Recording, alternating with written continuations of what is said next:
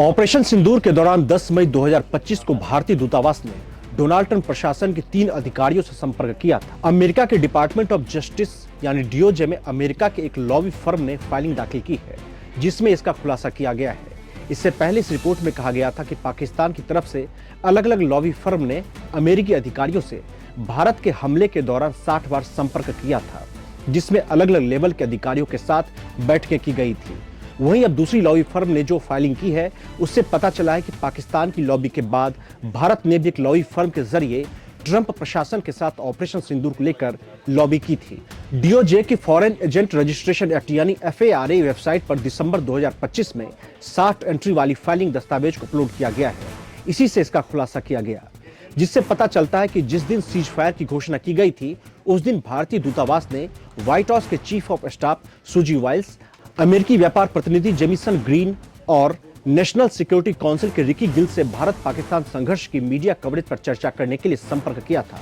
हालांकि इस फाइलिंग में यह खुलासा नहीं किया गया है कि ये कॉल सीज फायर से पहले किए गए थे या फिर बाद में, लेकिन इससे यह पता चलता है कि करीबी स्तर पर बातचीत की गई थी। भारत ने व्हाइट हाउस से संपर्क के लिए लॉबी फर्म की कैसे मदद दी थी, आइए इस बात को समझते हैं। FARA फाइलिंग के मुताबिक लॉबी फर्म SHW को भारतीय विदेश मंत्री S जयशंकर, अमेरिका के विदेश सचिव मार्को रूबियो और वाशिंगटन में भारतीय राजदूत की अमेरिकी उपराष्ट्रपति JD वेंस, अमेरिका के रक्षा सचिव पीट हेगसेथ और CIA प्रमुख जॉन रेडक्लिफ के साथ मीटिंग शेड्यूल करने के लिए कहा गया था।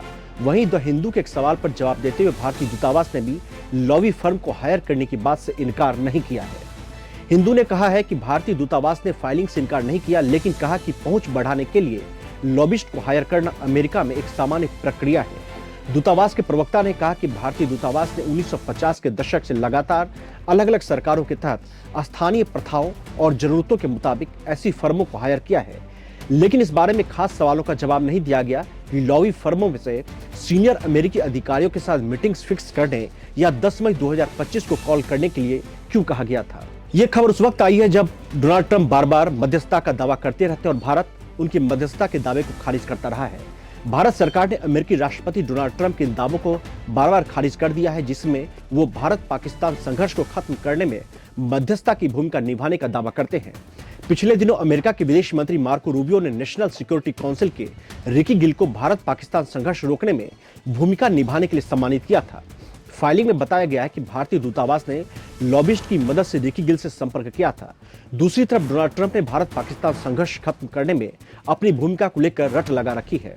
वो 100 बार से ज्यादा बार ऐसा दावा कर चुके हैं, जिसे भारत ने खारिज किया है। फाइलिंग रिपोर्ट में भारत को लेकर और क्या दावे हैं, इसे आइए समझते हैं। द हिंदू की एक रिपोर्ट में कहा गया है कि अमेरिकी लॉबी फर्म SHW LLC की फाइलिंग में किए गए दावों से पता चलता है कि उसने पिछले 1 साल में कई भारतीय अधिकारियों, विदेश मंत्री S जयशंकर से लेकर विदेश सचिव विक्रम मिश्री, उपराष्ट्रीय सुरक्षा सलाहकार पवन कपूर और यहां तक कि भारतीय राजदूत विनय क्वात्रा की भी डोनाल्ड ट्रंप प्रशासन के उच्च अधिकारियों के साथ बैठकें तय करवाई है। SHW LLC को 24 अप्रैल 2025 को भारतीय दूतावास ने हायर किया था, यानी पहलगाम आतंकी हमले के ठीक 2 दिनों के बाद, जब इस बात की संभावना बनने लगी थी कि भारत पाकिस्तान के खिलाफ सैन्य कार्रवाई कर सकता है। यानी भारत को पता चल गया था कि पाकिस्तान लॉबी कर रहा है और भारत शायद उसे काउंटर करना चाहता हो।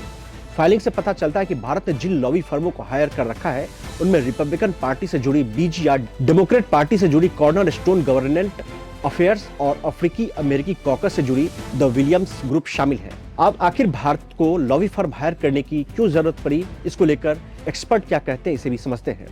द हिंदू ने कम से कम 2 सरकारी अधिकारियों के हवाले से यह दावा किया है, कहा है कि ऐसी बैठकें मिशन सीधे आयोजित करता है।